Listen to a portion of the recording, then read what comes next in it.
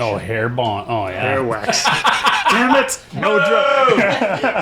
Hey, boys, I'm rolling. All right, so Kelly, that's your camera. So if you want to go ahead, and then from there we'll kick it in. Hey, Kelly Taylor, comedian from Prince Albert. And this is another episode. Oh, yeah. Am I supposed to say hey, hey, this is Kelly Taylor, comedian from Prince Albert, and this is another episode of the Sit Down Podcast.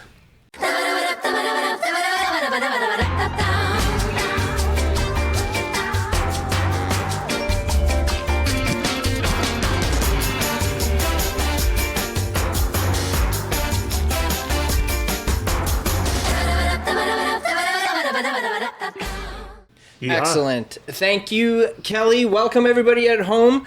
Before we dive right into it here, I'm just going to give you a friendly reminder to please click that subscribe button and the bell notifications to get notified when new episodes come up.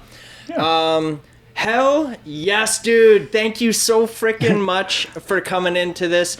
I've told a couple people, I'm sure it's been a few years. I've been bugging you to come on here, man. This is often one of my questions. Like, how long has this been in the works? This back and forth. I'm sure it's been a couple years. So this is how I recall it. I think it was in like our first year of doing the show, maybe two. We ended up getting Lou Harrison to come in. Oh, yeah. We got him in on Zoom at that time. You were working with him at the radio station in Prince Albert. So the idea was like, if we can get the two of you guys in together, that could be a fun episode. But your schedule didn't jive. So, I'd toss it to you every few months, 6 months, 8 months, and be like, hey, are you available to come? Yeah, how about now? And then this worked out great because you've got, correct me if I'm wrong here, I want to say you've got 5 sold out shows here at the Capitol this month. Yeah. And it was like, dude, like we can do it in the green room. If it works for you that day, we'll come to you, man. So thank you again. Well, perfect. Thanks for coming to me. Hell yeah, man. We could have tried to time it to Bellevue at a family function, but we haven't had many family functions out there lately. So. Hell yeah, that's right. Because you have family in the Bellevue. Oh yeah, right. I think they own all Bellevue. Well, they're all the Garrows, and you're the Gaudets. Yeah. I'm married to a Garrow, so yeah.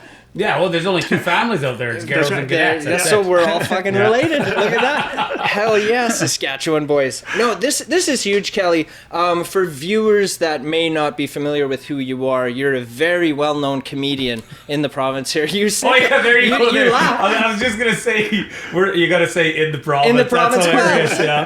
I don't know how far out it goes. Everybody knows Kelly. But I mean, like, your career is no joke, man. You've been on the Just for Laughs stage. You've been in movies before, dude. Every time I would say those movies are a joke. So I'm gonna come back to those. Just for Laughs is serious, dude. So we checked your IMDb page, and the movies I was looking for aren't on there. And I'm curious if there's like a specific. Is that like terrible, man? Man, I can't find them anywhere. That perfect. I don't want anyone to see them. But it is true though.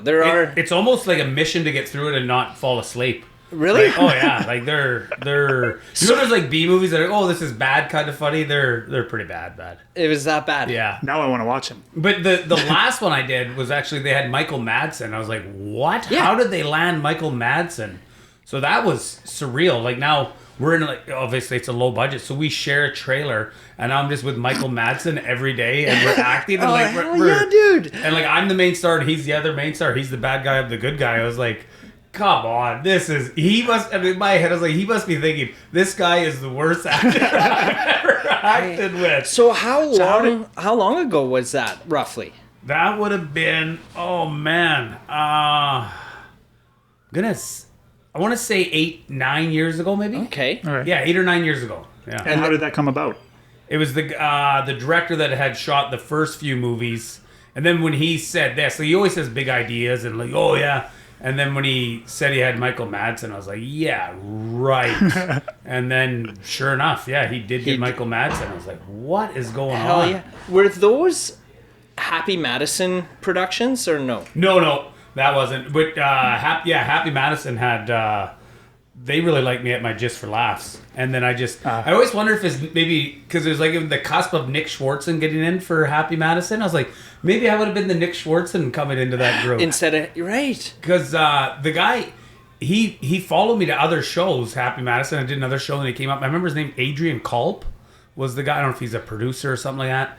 And then it was like a few years later, I'm at the Improv in LA, and he comes up and is like, Kelly Taylor, what are you doing here? I was like, who the hell knows me? Yeah. I was like, what's going on? And then he shakes my hand and goes, Adrian Culp, Happy Madison Productions, how you been? And I was like, oh, wow. Yeah, it would have been nice to get in on that. But I just never went to LA. Like, I had kids and everything, and I was like, Yeah. if I did go to LA, I like when I would go, it'd be like you have to go set roots and get set up, and it could take years. Whereas I would go and just try to hit a home run. Like I'd have to have an audition.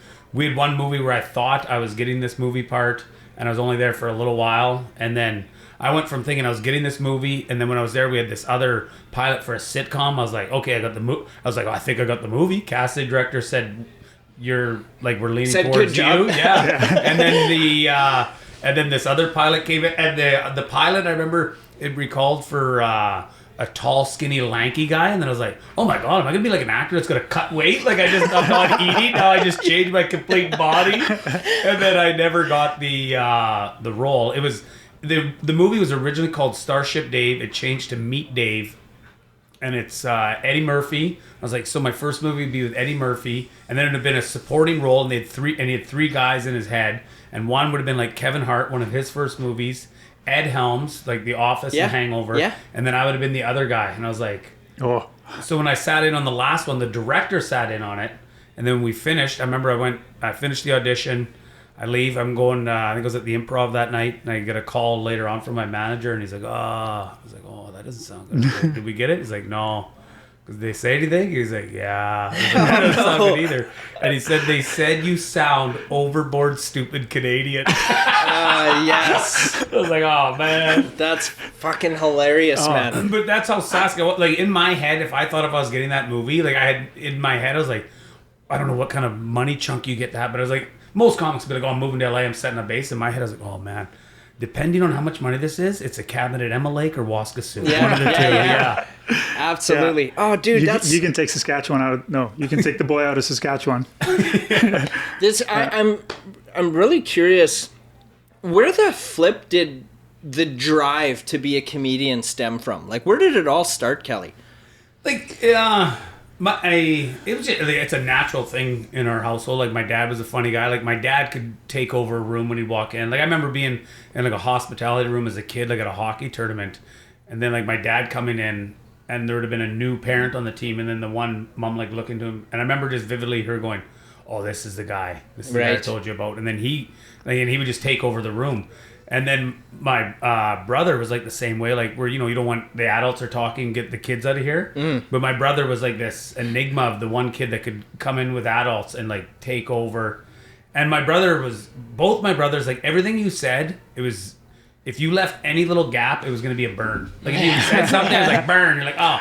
And then I became like that too. And then when you're around that all the time, like it's just natural. Like you do that to each other all the time. But then you start hanging out with people outside of it. Outside of your family, is like their whole life isn't living around burning someone and trying to make them laugh. So then you go other places that you be like, is this guy an asshole or is he funny? I don't know which way it's going. Is he being a dick or what? So, okay, just having it natural to you, how old were you the first time that you stepped on stage to do, like, to try a set or try a bit? Then fast forward to it. So I loved, and then I did the love of stand-up and Saturday Night Live were the two things. So like when Letterman had comics on, and my brothers all loved Letterman, and we were all the same. Like if they had a comedian on, we were so excited. Like you couldn't wait till the end to watch the comedian. And then when I turned 19, like the first thing I did was I went to a comedy club and I watched a comic, and I was like, man,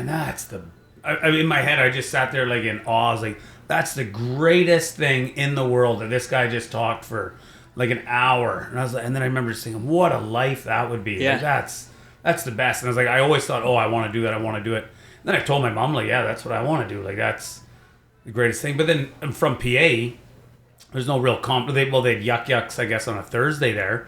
But like, I didn't know how to get into stand-up. Like, I don't know you started an open mic, do this. So I just told my mom I want to be a comedian. And then she came up to me and she's like, hey, like, you know, like right now we're in the Christmas season and you do a bunch of Christmas corporate shows. And she was like, the bank wants to do, they want to have a comedian. You ought to do it. And I was like, I was like, in my head, I was like, oh yeah, no one else is calling me for gigs. Like, you know, no one's going to call you for a gig just because you say you want to be a comedian. You'll seize that so opportunity. I remember thinking in my head, I was like, that doesn't seem like the right fit. Like, I'm in my early 20s and I'm going to be talking to, and I didn't realize what that is. Like, that's a corporate event. Yeah. And I was like, well, no one else is calling me for gigs. Yeah, I'll do it. And then I was like, how long do you want me to do? Like, what am I supposed to do? And she's like, oh, they just said like an hour? And I had no idea that comics start doing like 3 to 5 minutes for a few years. And I was like, okay. And I was like, and how much does it pay? It's like $100. I was like, whoa, $100 for an hour? Hell yeah. I'm making $100 an hour. So my first gig was a corporate event. Like, there's comics that know they've been doing it 10 years that aren't comfortable doing an hour at a corporate event. Yeah. And my first gig ever was an hour for the CIBC. Holy man. shit. So how did it go? You like, in hindsight, like, it went pretty good. Like, I remember, like, You're still here as a comic. like, I wrote, like, now I don't write anything. Like, I jot things down, and then when I'm on stage and things feel good, I try to take that funny concept, and it's like, okay, the crowd's hot. I'll take this thing that I think is funny, and I'll start talking about it. And I know there's something funny to it, and then usually the crowd will sometimes can take you to where that joke will go. Right. And then you do it again, and then maybe you get a punchline to it, an extra tag. It can start out as such a small thing, and then it just keeps building. Like, oh, I can add that to it and this, and then it just keeps going. Absolutely. From that point. But that one, I was like writing pages and pages, and then, I would have drank lots, and then just try to, and then almost just be like my brother's like, you know, if I was out of thing, just start talking to someone in the crowd. Like, I didn't even know what there was a crowd work and do that and mess around, and then hopefully, if you're a storyteller, that can take a longer chunk. So I was more that way. Dude, I've seen, man, some of the hardest times I've laughed in my life were because of you. And one of them that just sticks out, and I've told you this before, you probably don't remember, but there's a joke that you've retired. It's been like over a decade since I think I saw the last time you did it. It was a comedy. It was a Comedy Central recording that you did. It was a half-hour special that you had recorded for Comedy Central. And there's a joke in there where it's something to do about, like, you end up like flopping around like a fish on the thing. But in that special, you're like, I'm never doing this joke again, because you had forgotten a Bic lighter in your pocket. And you were just chapstick. That's what it was. And you were just like smashing it on your hip or something. And you were like, I'm never doing that again. Fish has got a pretty good life. Cruising around the lakes, nothing but good times. Hey, he's here. Oh, there's a school of fish, probably a party. They never sleep in. They're just, it's too good, right on, good times. Yes, it is. Oh, this is awesome. And a fish, the one animal on Earth that gets tortured to death before it dies. Picture it. Fish just cruising around, having good times. It's like, oh, it's nice down here. Yeah, it is. Really nice. Hey, what the heck's that over there? Is that a piece of beef heart floating around? Yeah, very weird. I know what a piece of beef heart is, yeah. So he's like, oh, yeah, I'll catch up with you later, Nemo. I'm going for a bite to eat. Then he goes to chomp into that piece of beef heart. He's like, oh, my God, what the hell is ripping my mouth apart? Oh, my God, what is this? Sweet love of stain, this hurts, my God. And then they get wheeled up in the boat, and that's the worst part, because they just drop him in the bottom of the boat, and he can't breathe. He's like, oh, my God, I can't breathe.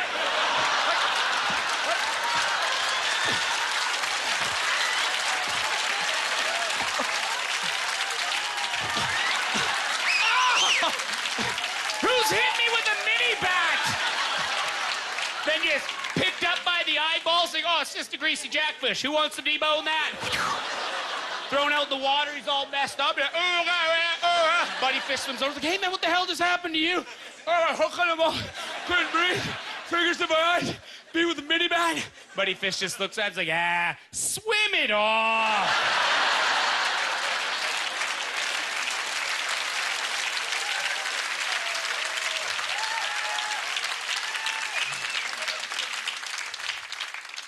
You ever try that with chapstick in your pocket?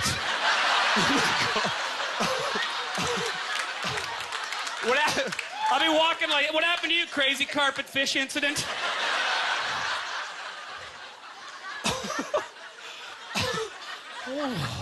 Holy Tamercatroy, that hurt. That joke is retired as of now.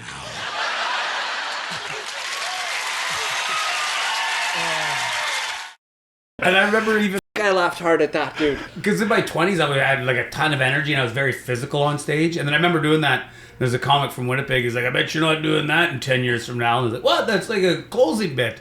And then that joke even would have never came to be. I was working with the city of PA at that time. And like I would go to JT's every Thursday and do comedy. And that was like a one-off. Like that wasn't anything. I never wrote it down. I was just talking. And then something happened, and Devin Marion sat at the picnic table. I was like, man, I'm still laughing at last night. I was like, what was that fish joke? And I was like, what? Like, in my head, I was like, I don't have a fish joke. And then he's like, he goes, and at that point, I wasn't on the ground flopping. Like, I just pretended I was by the wall. And he goes, I was just pretending I was caught by a fish. And he goes, that stupid look on your face. And I was like, oh, okay. So then I was like, okay, I'll tell that joke again and then see where it goes. And then it kept evolving. Then it went on the floor. And then I was like, oh my God, if I call it back to this other one, how you get injured, walk it off, I'll be like, oh, swim it off. So I was like, oh my God. Then it became like this joke. And then when I went to, that's how I got my Just for Laughs. And then I was almost known as like the fish joke comic. And then if you place in the top 2, you get asked to do more shows. And then I got asked to do more shows. Then I got like, after that, I got like, and even then, man, I wish I had the confidence I did in my first 2 or 3 years of comedy. Like, I did a set and I was like, oh, I'll do more material. Like, at the beginning, I think I was writing a ton, where now I do so much corporate work.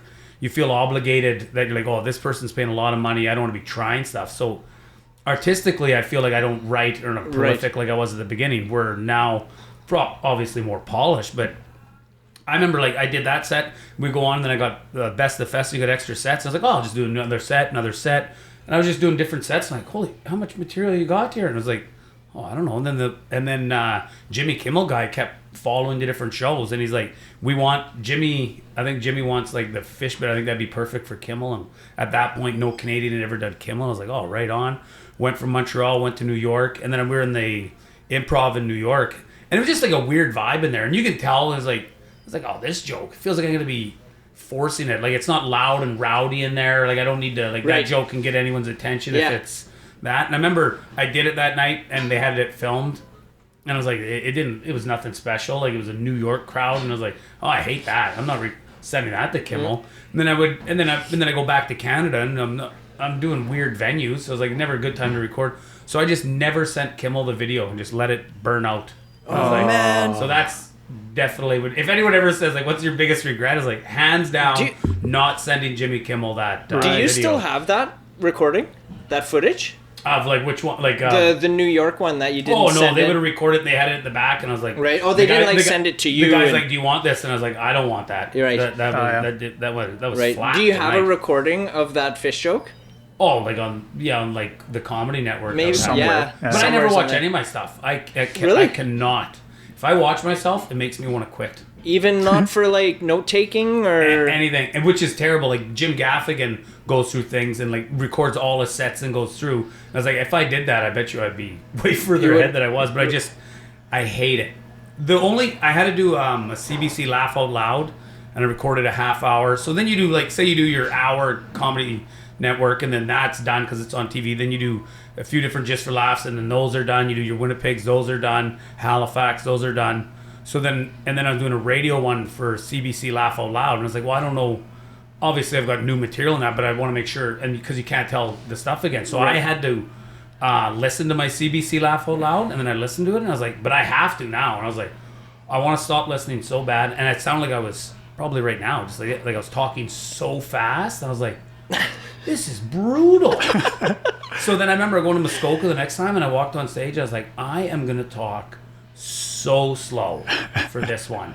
And I did. And it was like, I remember just sitting there after that. I was like, note to self, buddy, settle down. Slow down a bit. Yeah, like sometimes I was like, I must burn up 2 hours in an hour if I talk too fast. And I've listened to other comics that talk fast, and I was like, slow it down. Yeah. But then it's probably from starting in bars where you couldn't give people, if you were too slow and you gave them time, they'd start talking. They would fill the room. Oh, with noise. Whereas the great comics are always doing theaters, and that's why it looks so good. Like you can take your time so much. Right. Like doing a theater is so fun because you can talk so slow. You can do in a 20-minute set, you'll literally do a 7-minute bar set or a 7-minute set at a comedy club, Yeah. and it can be 20 minutes there. Cause At a theater. Oh yeah, you can let everyone catch their breath. The laugh's done. You can restart, talk Interesting. slow. And it's like, Well, oh, I mean, God. in theaters, they're there to see you, and Oh, in yeah. bars, they're there to hang out and see you. Yeah, and a Right? bar like a theater, all seats are pointed towards you. No Yeah. cell phones.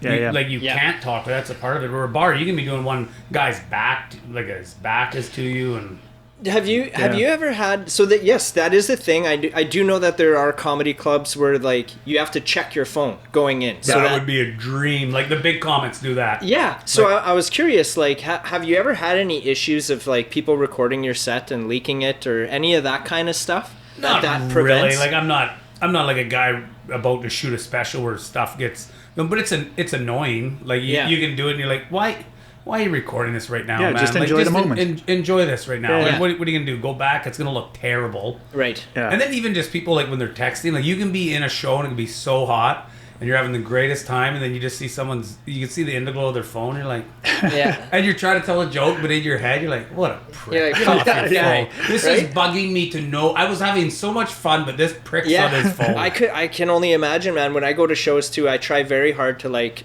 keep the phone in my pocket, be in the pocket, like be in the moment, Oh, yeah. and But if just you- like live your life. If you record a comedian on stage, you can't record it all, so it's just a little yeah, it part, could be- and it's the same as asking Kelly right now, tell us a joke. Yeah. Yeah. I mean, it's like it's out of context. Yeah. How about you do your set right now? Like, Yeah. no, we're not like, yeah. Oh, and that sometimes you get that too.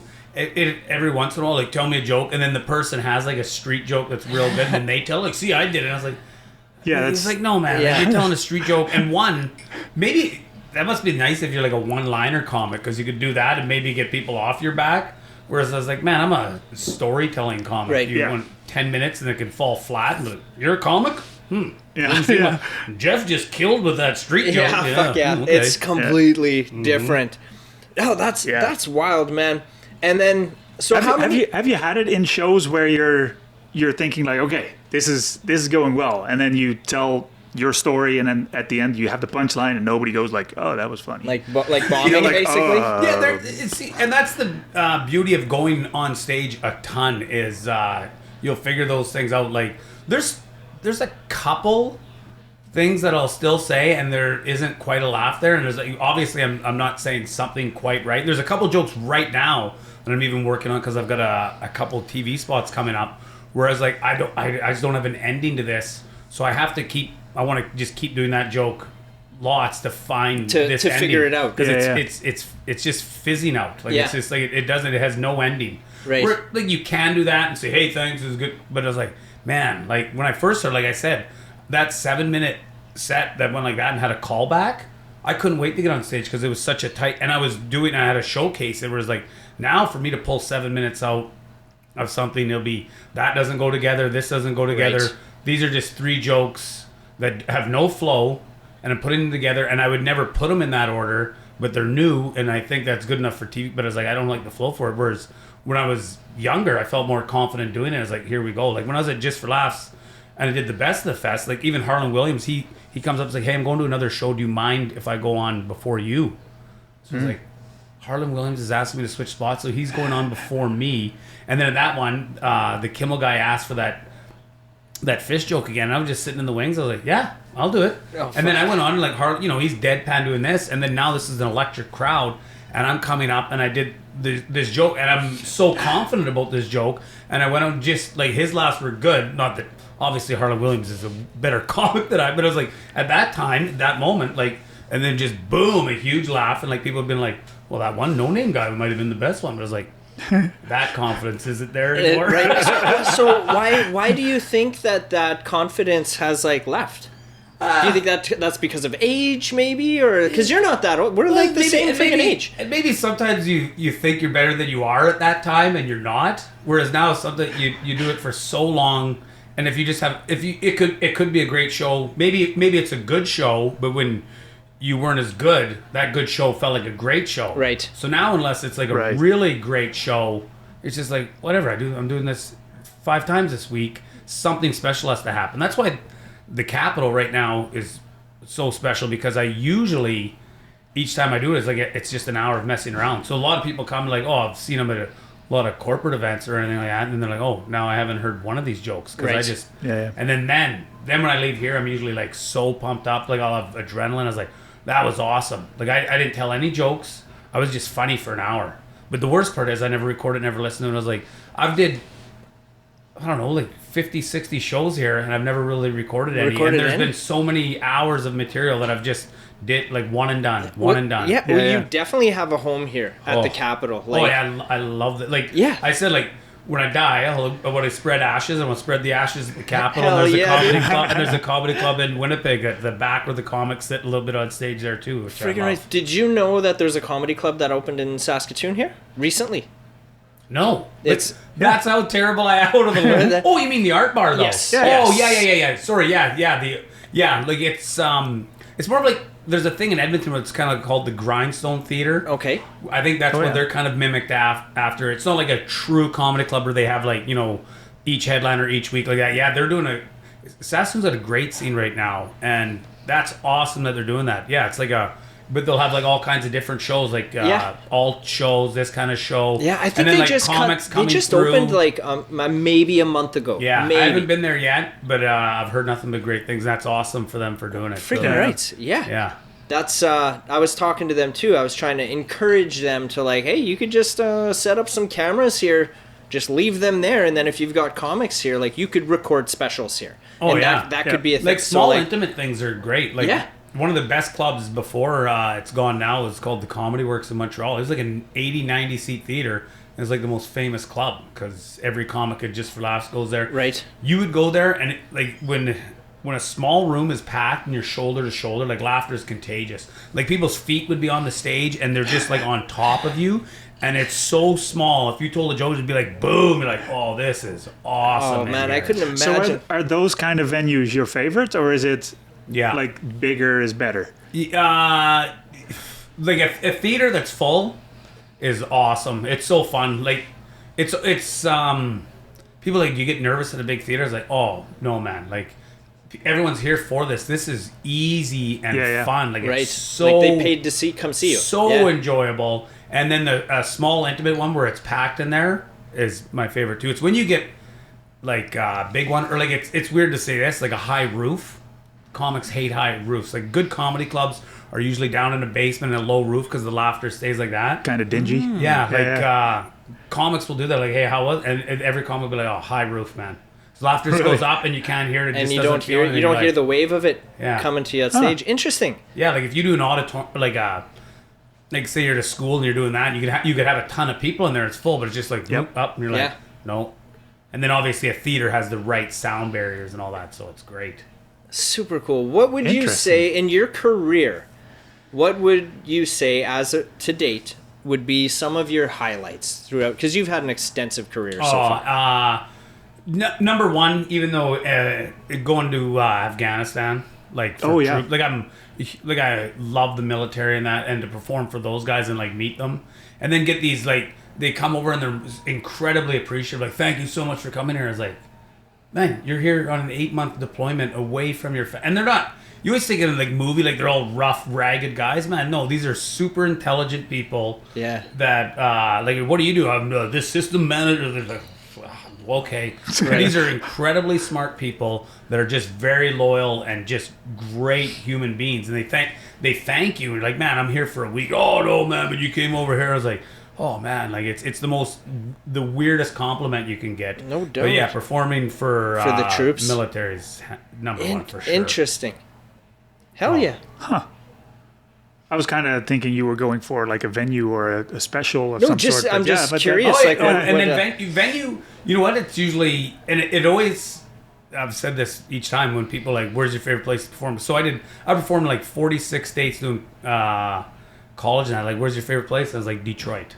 And then it sounds like you're lying, like as a so you just picked Just the rough, as you that's just a joke. literally The picked rough the chorus, roughest one there was. I was like, no, but it's good one, like it's a great club, and then it's good blue collar people, and then people are like, well, in Canada, and I was like, easy, Winnipeg, and they're like, okay, so now you're picking the Detroit of Canada, like, what's going on here? And it was like same thing, good blue collar people, like they come out to laugh. It's just, and the club is ran so good, it's packed from usually like most clubs aren't going on Tuesdays. but their Tuesday, Wednesday, Thursdays are packed. Right. And the Tuesday, Wednesday, Thursday clubs or nights can be better than the weekend because you don't have any super hammered people in there. Yeah. So you just have these electric shows on a Tuesday, Wednesday, and you're like, That's in Winnipeg. that's awesome. Yeah. It got voted. It's the only club that cracked the top 10 they had a Variety magazine had like a top 10 clubs in North America. And Winnipeg's the only one that cracked. It was like number 4 in North America. It's the only one from Canada. Hey yo! Really? Yeah. Shout out Winnipeg. Yeah, love Winnipeg. That's Rumors awesome. Comedy Club. What have you had a chance to make it out to the Comedy Mothership, Rogan's Mothership yet? No, I haven't. Do you intend to? I don't have my work papers right now. And then I was like, I had my work papers 3 different times. You get them for 3 years at a time. But I was gone for like a month or 2 at a time because I was doing colleges. So even then, to get my work papers, I was like, I don't want to do colleges. I want to be gone for 2 months. And I'm older now. I was in my 20s then. So And it's different kids now. and- Yeah. And then to start from me to go there without, like, I'm not a social media guy. And they're looking at numbers for me to fill place. So I'm not going to fill it. So I'm going to get lowest rate. I'm going to be like $1,000. So I'll spend everything on travel to go places. So I was like, To break even, maybe. yeah, and Maybe. then it's all that to keep. And I have to constantly keep breaking even to try to get bigger. I was like, or stay in Canada, work a ton, and pay the bills And so. dominate, baby. Yeah. Let's go. Yeah.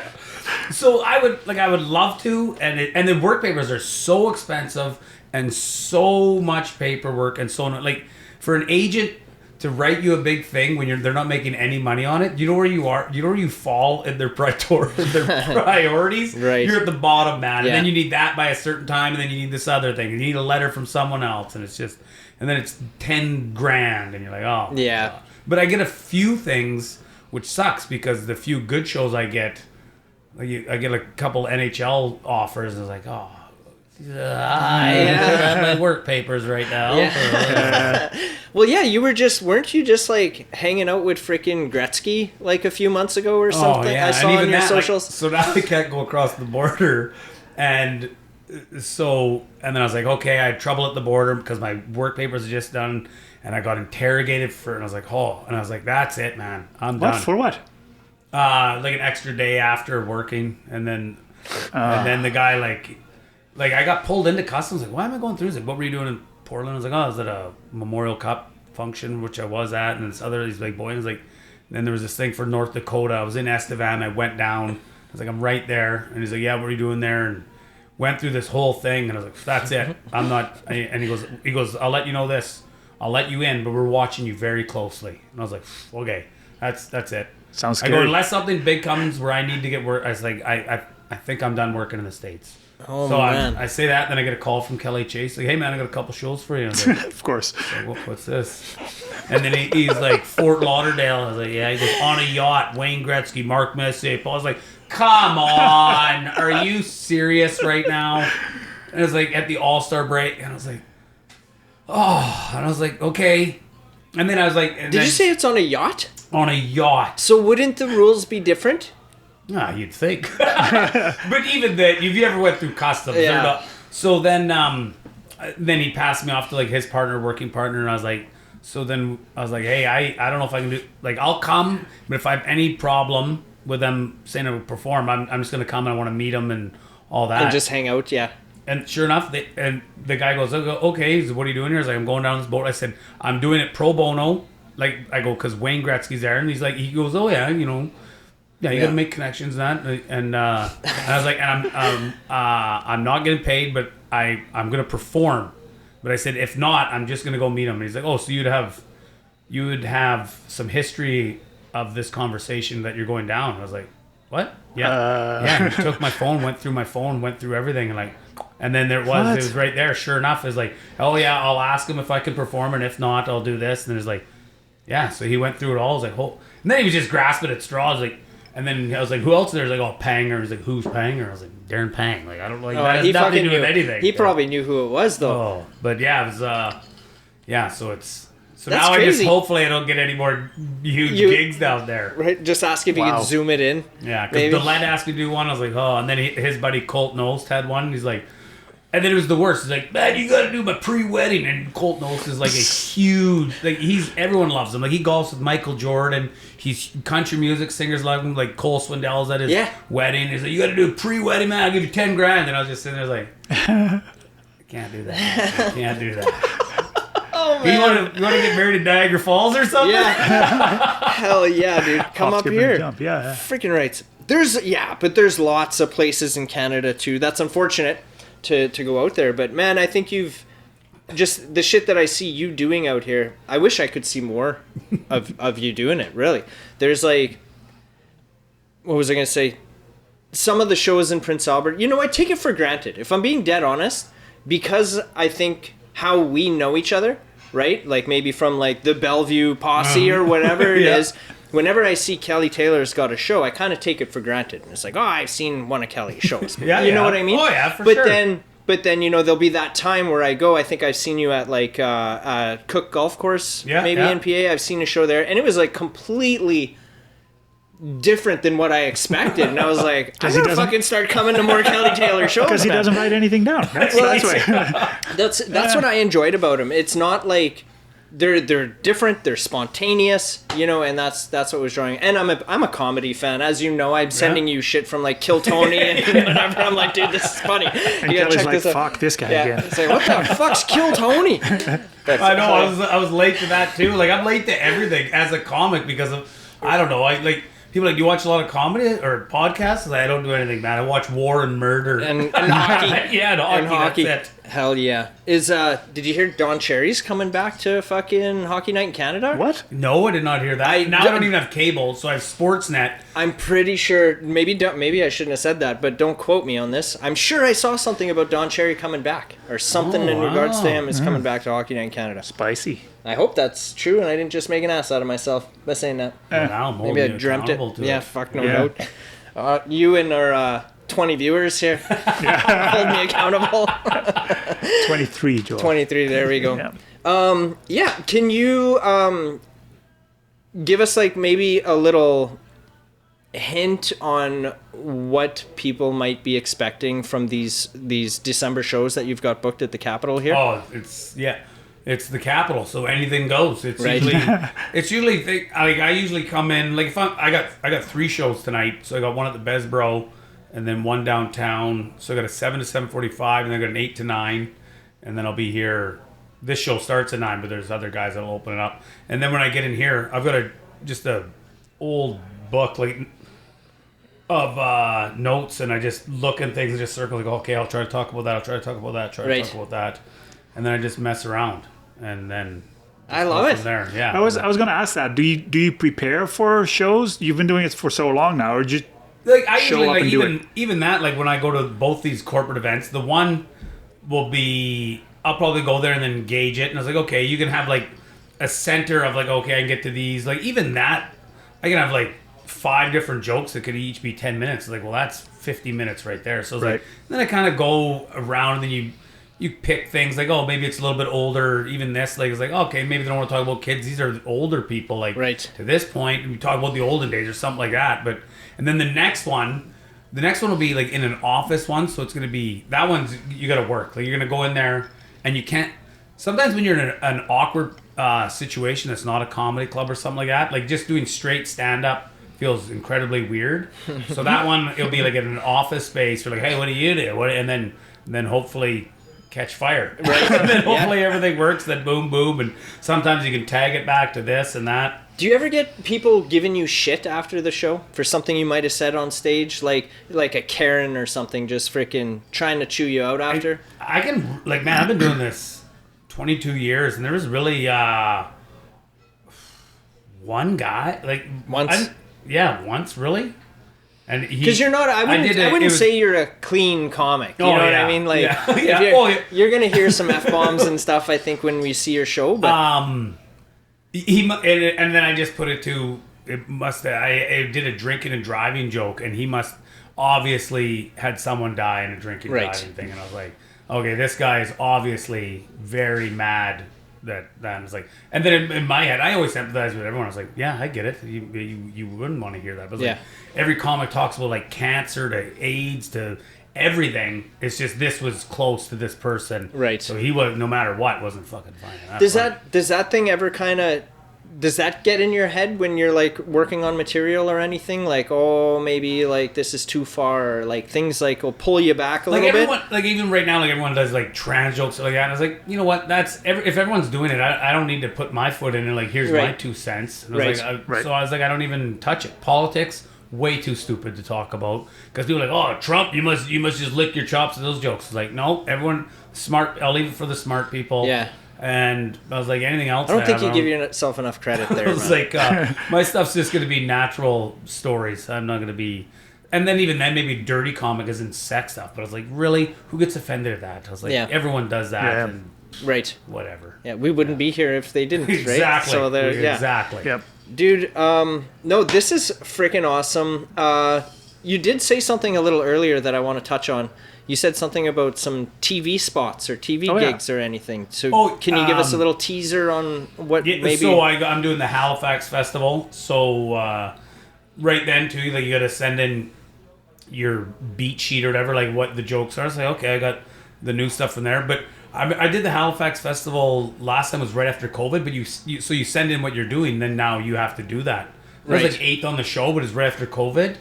And it was like, by the 7th comic, everyone was talking COVID because we all just been in this. And I was like, I was just sitting there and I was like, oh, man, I wish I could change my set right now. I don't want to. Oh, this crowd's going to be like, oh, right on, this guy's talking about COVID. Another guy talking about COVID. Perfect. So I got that. And then I have something coming up, which is, then I submitted to Winnipeg. They haven't said what's happening now, because now there's just Halifax and Winnipeg for televised things in Canada for specials, because Just for Laughs is done.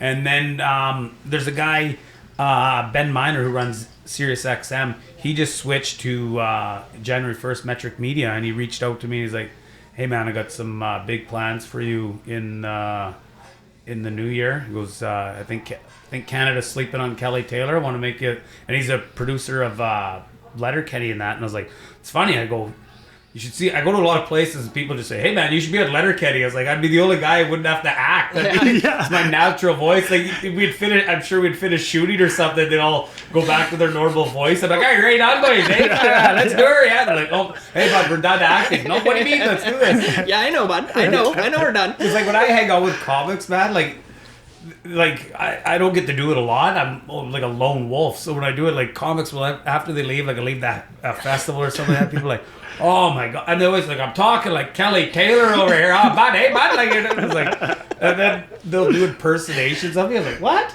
I remember once. Oh, I think I saw a guy do an impression of you. Paul Meyerhog, probably. Yes. But, yes. Yeah. Because you had to do at Winnipeg, you do a thing for the next comic coming in, and then you would say this thing, and then Meyerhog did it, and everyone was like dying laughing. I was like, oh, okay, that's what it sounded like. And then there was once in Calgary, we did this one show where comics had to do like another comic, and it didn't even, I don't know why, it didn't even cross my mind that anyone was doing me. And I was like, because I was so excited to do Brady Matthews, because he would do this Mark Wahlberg impersonation. So I would do my impersonation of Brady Matthews doing Mark Wahlberg, and then I would do his jokes, and like it was getting laughs, and I thought it was so funny. And then I got off stage, and I didn't even, like, I don't know why, I thought no one was going to do me. And then he went on and did me, and it sounded so stupid, and the crowd was dying laughing, and I was like, huh. So that's what I sound like, okay? That's why I can't listen to myself after sets. I sound like an absolute idiot. Wow. Oh, that's fucking See, hilarious. I am funny. Oh, jeez. Are you guys laughing because I'm an idiot and sound like this? Dude, no, that's fucking awesome. I did have another question, I forget. So when you go on stage and there are other comedians in front of you, do you kind of look at the crowd and see what they're laughing at when the other comics are on? Ish. Like I said, I don't get to work with comics a lot, but and then here I do, because we'll have a host, and then there'll be guest spots, which I would like to, but here I'm always going through jot notes like right before. So you can't really hear it from the green room. I just hopefully hear the crowd laughing. Like, okay, it sounds like a good crowd. Yeah. And then I just hopefully I don't go up there and there was something so obvious, and then each comics talk to that guy about it, then I come on doing and then do just it like again. COVID, like, buddy, we've heard it already. Yeah. Definitely. So, yeah, I like to, but it doesn't usually happen. There's like comics like I never miss. Sometimes you do it in your work, and sometimes maybe you do a tour and you see the same comic every night. Like you do the Investors Group tour, and you're with the same comic every night, and it's very corporate clean. So we're all kind of pretty much staying to it. You don't want to step on any. So I don't really watch those comics at all because it's like, it's the same thing every night. But Right. There's like a few comics I never like missing, like Sean LeCumber, guy out of Edmonton. That's so funny. I love watching him every time when he's on stage. Like you do some festivals in Calgary, maybe there's 8 guys on. Guys are outside smoking, visit because you can't talk. You don't want to be talking while the show's on. So you do that, and then I was like, "Oh, is LeCumber up? Okay, I'm running back in. I don't want to miss him." Right. Yeah, I remember you bringing Derek Seguin. Yeah, you brought him to Bellevue. Yeah. I don't think that was the last show I saw you perform at. I'm sure I've seen you in PA after that. Well, I didn't even open that was there. a few years ago. I just He sent opened him for out there. you. Nope, I just sent him out there. Well, you were there too. But you were there though. Nope, I wasn't there. I had a show that somewhere else. Well, then maybe it was another time that you were there. Because I remember you were throwing Fat Cat under the bus. Everybody knows Fat Cat. Hell yeah. Because Sagan, so I met him for the first. He's actually starting a Western tour here right now. He's starting in NPA. Okay. Oh yeah, he's coming out this way, and I was talking, which is like he's huge in the East. Like if you have anyone who listens to the debaters and you like, oh, you've done debaters, like yeah, then right away it's like, oh, the French guy's like, yeah, Sagan. So how I brought Sagan into Bellevue was we were doing top comic finals in Toronto. Oh. And I just met Derek, and I knew he was a great comic and that, and got along with him. And I was doing the IG tour at that time too, where, like I said, I don't know what a 7-minute set is. So the lady running it was timing it every night. And then in my head, I was like, okay, I got my camping bit was what got me in. So I could have did that because that was just your submission. And then I was like, you can do it again because it's a whole new crowd. Right. And I was like, I should probably do that. But once again, I was like, what could I do that would separate me from other comics? Because that's about drink. And I was like, maybe, and I kind of looked and I was like, young guy. I was like, no one's probably talking about kids. I'll wear a suit. I'm not very comfortable in a suit, but like I'll wear a suit, talk about kids, maybe be like the professional guy as everyone's going everywhere. And I drew 4th or 5th, and Sagan was either 3rd or 4th right before me.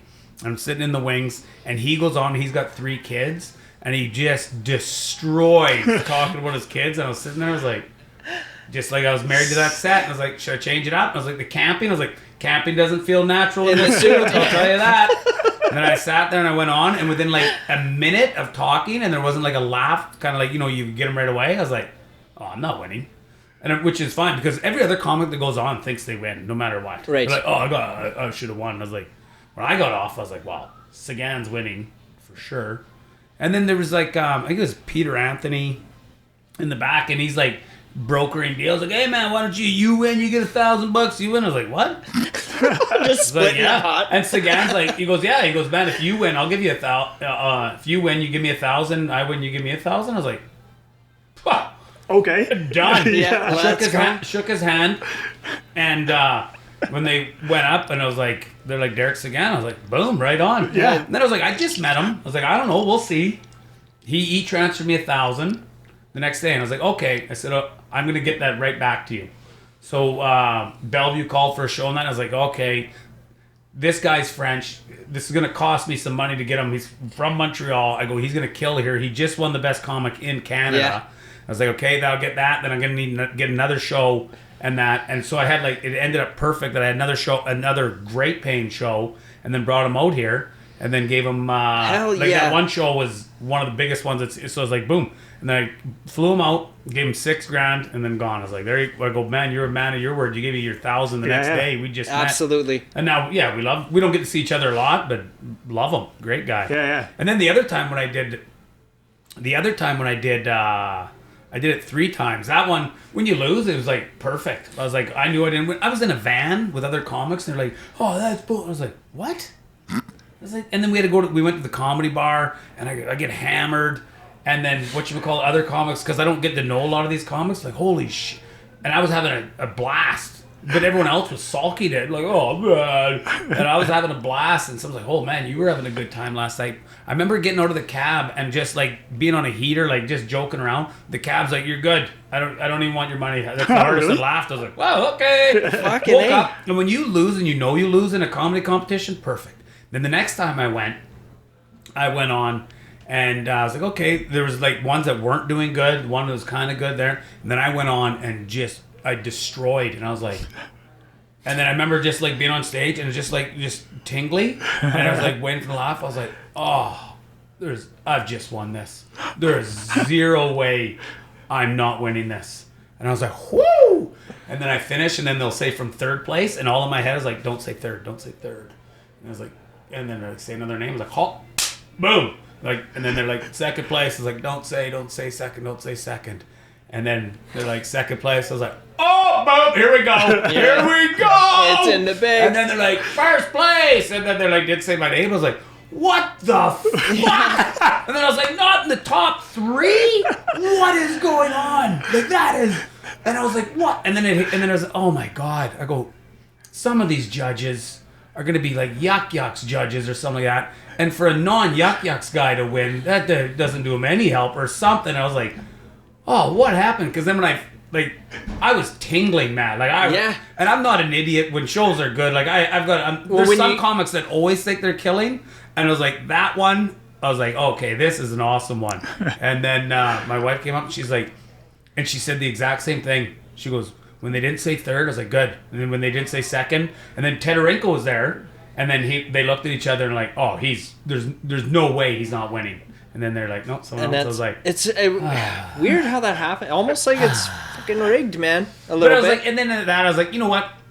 You could have a judge that goes, I'm not gauging it on laughs, I'm gauging it on original material to this thing. So I always give it that, but I was like, not top 3? Really? Yeah. I just don't understand how a comedy judge could not judge it off of the comedy, off of the laughs. Yeah, you obviously they'll go laughter, they'll go originality, stage presence, timing. But I was like, oh boy, I don't know. And then are those judges comics themselves? There'll be some sort. Right. You could, and then they'll have like that too. To like have a, oh yeah, and then you'll have like comics that are the bigger comics that are more famous, and then they have some of those comics that have opened for them on the road too. And it's like, oh, so now you got this guy's buddy who he opened. Cover. It's very. There's similarities. I say this all the time. How there's similarities between comedy and the music industry as well too. Like Mark could you imagine having a music competition engaging? Like we've all got different tastes. Battle of the bands. Exactly. And I think I might have been sidestepping here a little bit. What I was going to say is Mark and I had hosted the open stages here for a year and a half or something like that. Yep. But a lot of the indie artists, the newer artists that would come in, and if I was talking to them, I was always comparing it to comedy. Because, they're coming in, they're nerve-wracked, anxiety-ridden. And I'm like, you know what? Just like, I'd compare it to comedy where like, when you see that hour special on Netflix, that's not... Like, they did that 1,000 times at open mics. They would do the same bits, work on them, change a word here, word there, use this like that. Get up there. If you shit the bed, nobody gives a shit. Just come back next week and do it again. And do it a little differently or try something different. Because most people in the room are also musicians or comics. Yeah, great place to network. Like, shitting the bed isn't a bad thing when you're doing that because that means you're trying something. Like, if you're going to keep doing things, it can be good and then people are like, oh, that was great. And then you keep doing it every time. You're like, okay, well, I've seen that. That's just good. Now, like, change it up, try things. It's like, I think Chris Rock said as a comic, you should never be going on every time trying to kill. Like, you should be trying stuff. Trying new things. Yeah.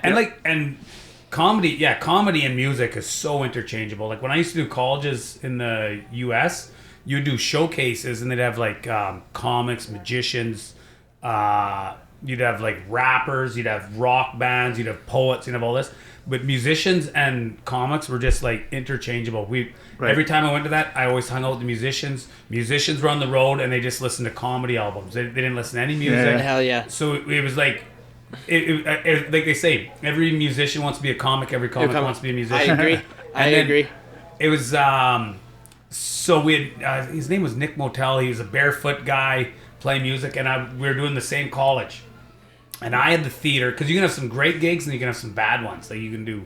So I had the theater at night. I've had like almost like 1,000 people in the theater. I get the gravy gig, and then he came in early because he's doing the noon show. So he came in, we hang out, and then he's doing like the cafeteria, and I've done the cafeteria too. And then he goes on, and he's just playing guitar, and I was like, in my head, I was like, how awesome is this as a musician, man? Everyone's like, they're just sitting there eating. Like they don't need to be laughing or anything. They are just appreciating nice music. Where I was like, if I had that gig, somebody would be like, man, shut up, man. I'm trying to eat my pizza and study right now. Like, get out of here. It was like pulling teeth bad. Right, and right. he was like so jealous. Like, man, you had the theater gig. That was awesome. I was like, yeah, you had a noon gig and didn't have to eat shit. Man. That was awesome. Oh. So good. if you were a musician, what would you play? Oh, I love folks. I'd probably just be an old guitar smoking, big hair Bob Dylan. Hell yeah, dude. So, That's hilarious. because they don't want to give out too much energy. A rock star would be way too much.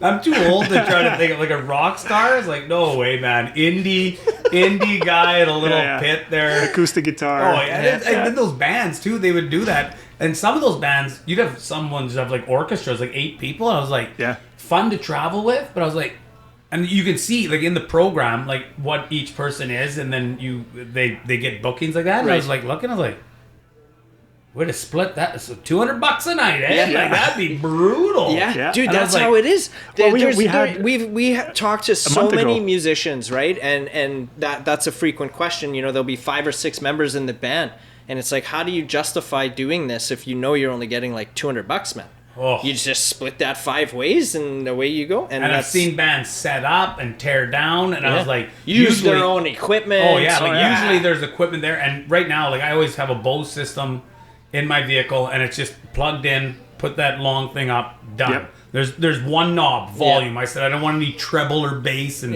just that, because I was like, I did things that are like, oh, they got terrible sound. It's like, okay, I always just haul this with me because terrible sound means terrible show. But I've seen musicians, and I was like, this is a nightmare. Yeah. Sound check, setting up, doing this, all that, and I was like, okay, Yeah, this how is where I how like does being your a sound stand-up. check go? Is it Yeah. like, mic's on? Are we good? All Here, right. boom. And the IG tour, you'd always have to do a sound check. I was like, we're in beautiful theaters. I was like, you got a stool? Hello. Yeah. Sounds unbelievable because we're in a high-end theater. Okay. I'll be backstage watching the baseball playoffs. Hell yeah, dude. Oh, and the techs love it too. They're like, love working with comics. What do you want? Stool. And they're like, mic stand? Don't even need a mic stand. Yeah, Some exactly. comics are like anal about like, because they hold it. Because, you know, like these basses have like the 3. Yeah. But I knew a comic that like he always works a mic stand like the way he does it. So he has a mic stand in his back with the round bass. Right. Yeah. So, yeah, Right. I'm not a mic stand comic. Just I go put a mic on a stool. They're like, corded, not corded, doesn't matter. Yeah. If they're fresh batteries, that's all that matters. Yeah. Can Just they make it- hear just me? make it work. Yes. Good. Dude, I love that so much. Yeah. Yeah, this has been, my dude, this has been a true honor and a Oh, blessing. it's fun. Deep. I don't even know when we started, but yeah. Yeah. fun. I think you do have a busy night tonight, so I'm not going to keep you much longer here. I do want to tell you, Kelly, you are part of this herd that Mark and I have created, whether you like it or not. So it's an open door policy here. If you got shows you want to promote or you just want to come hang out, shoot the shit with us, dude, open door, man. We'd love to If have you want to you come to on. Bellevue. Yeah, when we're in Bellevue, I'll have to Hit slide us up. over. Yeah, There we've been for sure. recording these at the restaurant there because there's really? no restaurant anymore. Well, so we use that space. But is there that bar, that little alley bar there? Yeah, in the back. That's where we've been doing the podcast. Oh, okay. Yeah. Because I did a show there in that. Did you? and it's just like a narrow. Yeah. Yeah. And It's not much bigger it was than Well, so fun. it's renovated now, Yeah. but it's still the same size. Yeah. Yeah. And then I just did. I did St. Louis a couple weeks ago, and that was so fun. Because then you're like, "Where's your St. Louis Dorby?" Hell the yeah. bell? Yeah, Oh yeah. God, it was freaking hilarious. right. Well, that's like, yeah, when I saw you perform in Bellevue the last time there, like, just because you're close, like that's your home. You're from that area, so you know the people there, Oh, and yeah. because you can just like throw shots at them and nobody's taking offense to it. Like, dude, it was just the Yeah. funnest fucking Oh yeah, night, some dude. people like to be called out. Then they get a Yeah. like fat cat. I'm sure Yeah. he likes it. Hell yeah, dude. Yeah.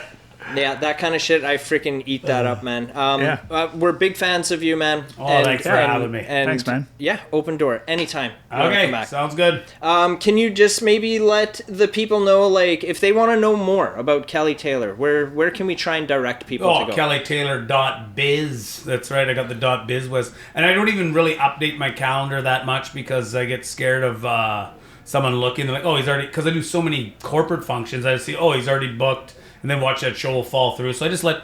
I update it ish. And then hopefully, like I said, hopefully some things happen in the new year. Like I've said, like it doesn't. I could just be happy doing this, but then you see guys that get like a little bit of a following. Like that'd be nice to sell theaters and do theaters instead of mucking nonstop. I think you're more than capable to be doing that. 22 years, I'm ready to do it now. Yeah. Fuck yeah. Well, now the kids are older, right? And now you can just like bring them on the road. I'm taking my one boy's played hockey in Regina, and I got a message from the hypnotist guy. He's like, "Hey, you in Regina? Are you anywhere by Regina, December 8th?" And I was like, "I got a couple shows there, December 7th. Why?" I was like, "Oh, we're hopefully picking up a Sunday gig. Perfect." He goes, "I don't know if this is your shtick, but you want to be the Grinch for an hour for $500?" And I was like, "What?" And I was like, I go, "You know what? I'm in Regina," and in my head I was like, it's kind of funny just being like an idiot for an hour. Well, yeah. And then I was like, I go, okay, if my boy doesn't play hockey Sunday, I'll check. So I checked. I was like, you know what? My boy plays hockey Sunday in PA. I'm not going to take $500 to miss a game. I miss too much hockey.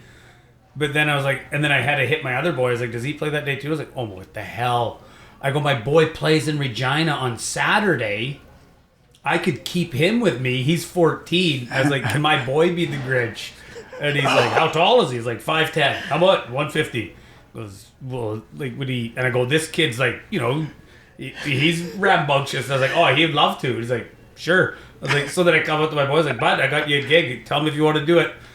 You're the Grinch. You got to. He's like, what? The Grinch? I was like, it's just an hour. Pays $200. Just melt 300 right off him. Yeah, now you're in the biz. Welcome to the performing biz, buddy. I'll probably give him a little bit more. He's not gonna watch us. So we're gonna miss that game. I'm gonna have a ton of fun watching him do that. And then now because he was gonna drive back Saturday with his team, and I was like, well, we'll hang out. Well, I got 3 shows Saturday in Regina. But he'll just be in the hotel room. I said, we'll get up. We can catch a matinee. Yeah. We'll go to a nice, fun matinee. And then I told him, you're buying lunch because I'm staying here for you because you're making money. So I had to put expenses on him, too. And then I'll watch him do that for an hour. And then we'll have a drive home together instead of driving solo. So I freaking love it. I can't wait till my kid's old enough to be able to start pimping him out. Yeah, dude, let's go. He already wanted to start a YouTube channel there. His cousins each have YouTube channels, and they're actually doing really fucking good on them. Just playing video games on fucking YouTube, man. Who knows? Kids, they watch anything on that, man. It's insane. And who watches? 29.2 people are watching this right now. Dude, I won't say the number, but one of my nephews was like, yeah, I made this much last month on YouTube, and I'm looking at that, and I'm like, that's fucking more than I made, dude. And I've got a job. Like, what the fuck? He's like, yeah, I post like 3 videos a week, 3 10-minute videos a week. And I'm like, and you're making that kind of bank? I ask his dad. He's like, yeah. It's like, oh shit, here, Kemper, this is how you fucking record on the PlayStation, I should bro. get one and just do old Nintendo RBI baseball. That's the only game I play. Fuck yeah, man. Some fucking, what were the hockey games there? Blades of Steel, yes. With the pass, with the pass. Fuck some and NBA just Jam. have volume on full blast. Like, turn that up. I want to hear when the pass is coming. With the pass, with the pass. Hell yeah, Blades dude. of Steel. Oh, I love it. But yes, we will let you go, Kelly. Like I said, open door policy. Thank you again so fucking much for joining us today. Thanks for making the time. And all the best of luck in the shows this month. Right on. Thanks for having me. Keep listening. Hell yeah, dude. Okay. See you guys. Thank you. Oh, that's fun, guys. Thank you so much, dude. Thank you. That was a blast.